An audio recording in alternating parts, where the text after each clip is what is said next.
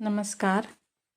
प्रस्तुत है कहानी उसने कहा था का विश्लेषण।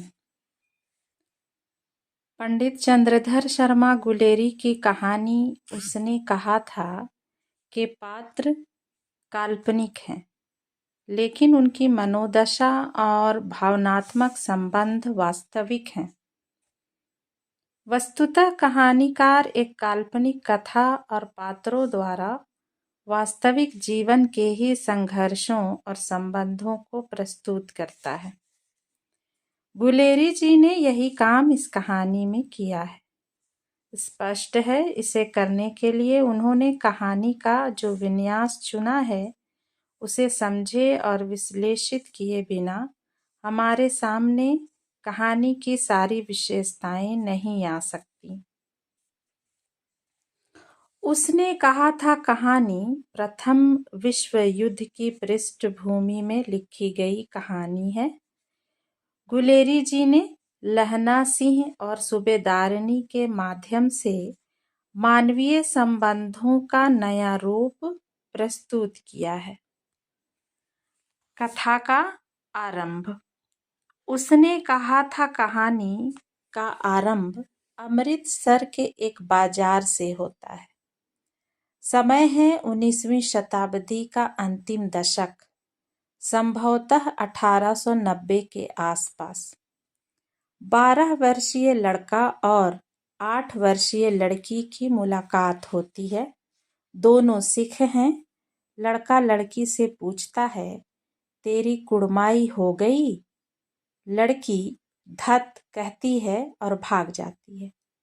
दोनों बालकों में थोड़ा परिचय भी हो जाता है। मिलने का यह सिलसिला लगभग 1 माह तक चलता रहता है।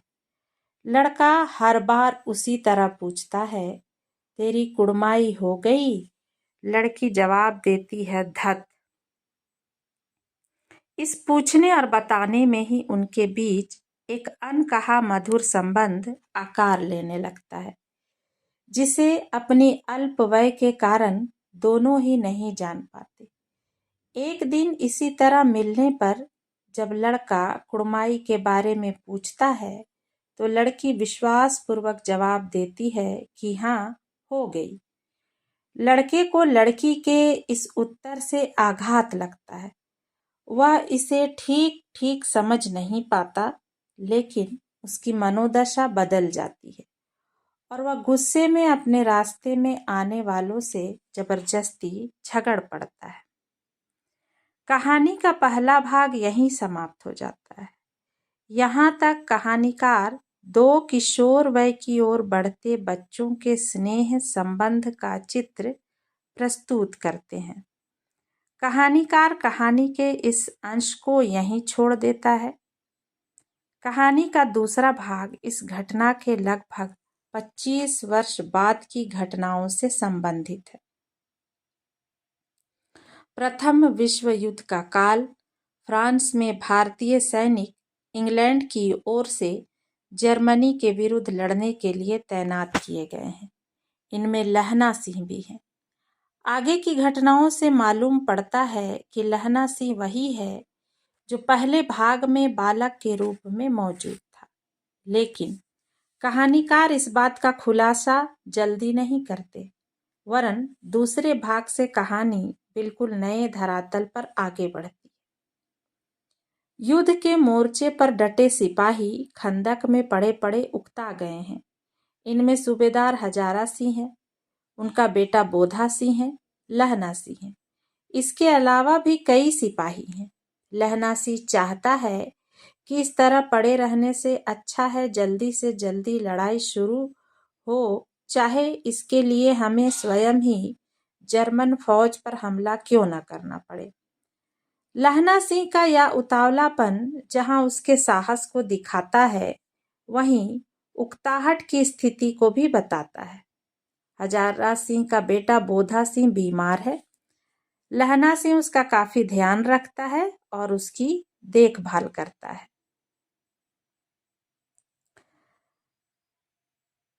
कथा का विकास। सैनिकों कि इस आपसी बातचीत के साथ कहानी का दूसरा भाग खत्म हो जाता है।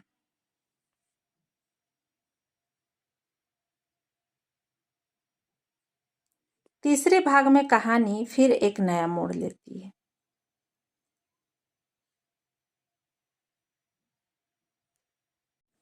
पहले दो भाग केवल कहानी की पृष्ठभूमि और उसके पात्रों के परिचय से संबंधित है। तीसरे भाग में कथा वस्तु का विकास होता है। यहाँ लपटन साहब नाम के एक नए पात्र का प्रवेश होता है, जो हजारा सिंह को आदेश देता है कि वह 1 मील आगे 50 जर्मन सैनिकों की टुकड़ी पर धावा बोले और इसके लिए वह इस सैनिकों को छोड़कर शेष सभी को अपने साथ ले जाए। बोधासी की बीमारी के कारण सूबेदार की इच्छा समझकर लहना सिंह वहीं रह जाता है। इसी दौरान लहना सिंह लपटन साहब से बात करने लगता है और इस बातचीत से लहना सिंह तत्काल समझ जाता है कि वह अंग्रेज अफसर नहीं वरन कोई जर्मन जासूस है। इस नाटकीय मोड़ पर कहानी का यह भाग यहीं समाप्त हो जाता है। नए भाग में लहना सिंह अपनी बुद्धिमत्ता का परिचय देते हुए तत्काल एक सिपाही को हजारा सिंह के पास भेजता है और खुद उस जर्मन को काबू में करता है। लेकिन इस दौरान उस जर्मन की पिस्तौल से निकली गोली लहना सिंह की जांघ पर लगती है। बोधा सिंह पिस्तौल की आवाज से पूछता है क्या हुआ, लेकिन लहना सिंह उसे वास्तविकता नहीं बताता। इसी समय 70 जर्मन उस खाई पर हमला कर देते हैं। लहना सिंह वीरतापूर्वक उनका सामना करता है।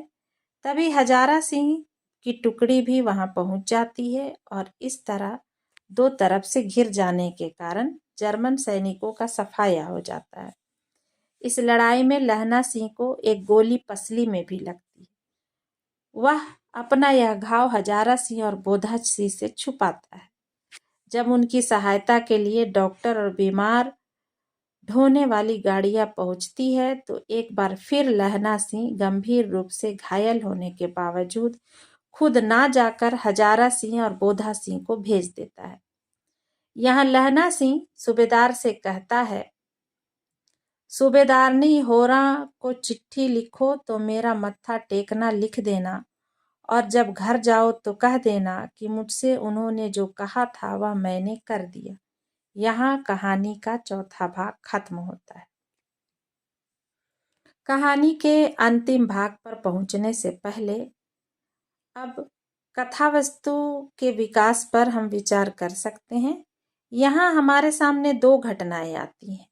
एक तो बालकों की कथा और दूसरी युद्ध मोर्चे पर एक सैनिक और उसके साथियों की कथा।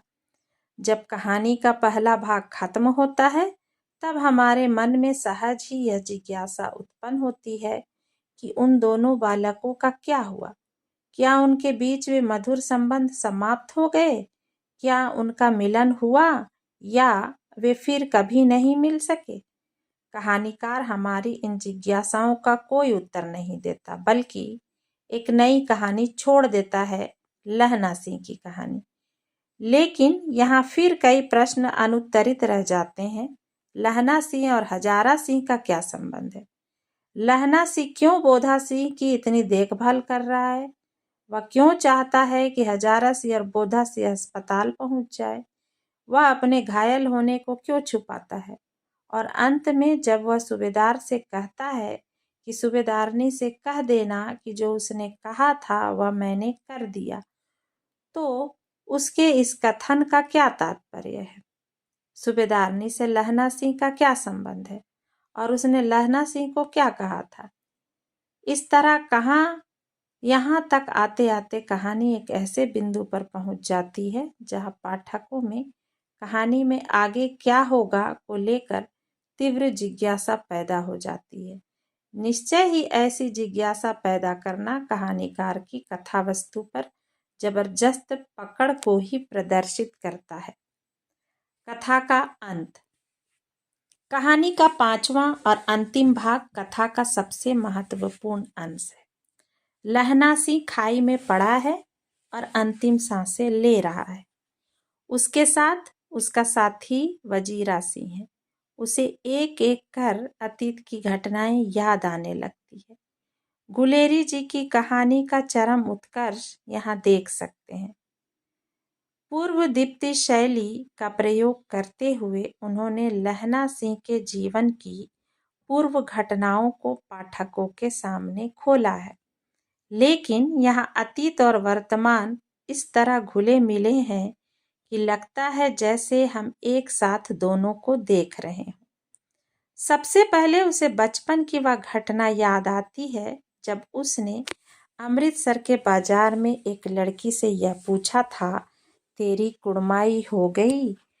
बचपन की यह स्मृति बचपन के साथ ही विलीन हो गई थी। लहना सिंह सब कुछ भूल चुका था, लेकिन 25 साल बाद अकस्मात उसी लड़की से लहना सिंह की मुलाकात होती है, जो अब सूबेदार हजारा सिंह की पत्नी है। लहना सिंह उसे पहचान नहीं पाता, तब सूबेदारनी उसे वही कुड़माई वाली घटना याद दिलाती है। लहना सिंह को बचपन के वो दिन याद आ जाते हैं और उन दिनों के साथ जुड़ी वह लड़की भी, जो अब सूबेदारनी है और एक जवान बेटे बोधा सिंह की माँ है। सूबेदारनी का बचपन की उन स्मृतियों और लहना सिंह की सूरत को मन में संजोए रखना लहना सिंह के लिए विस्मयकारी अनुभव था। इसके बाद लहना सिंह को सूबेदारनी के साथ हुई बात याद आती है। सूबेदारनी उसे याद दिलाती है कि बचपन में उसने एक बार अपनी जान जोखिम में डालकर उसे बचाया था। वह लहना सिंह से प्रार्थना करती है कि युद्ध के मोर्चे पर भी वह उसी तरह उसके पति और पुत्र की रक्षा करे।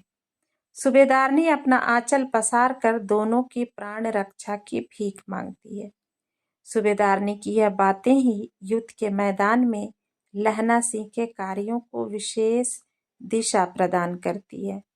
सूबेदार हजारा सिंह और उसके बेटे की सेवा के लिए हर समय तत्पर रहना और अंत में अपने प्राणों का उत्सर्ग कर देना सूबेदारनी को दिए वचन का ही परिणाम था।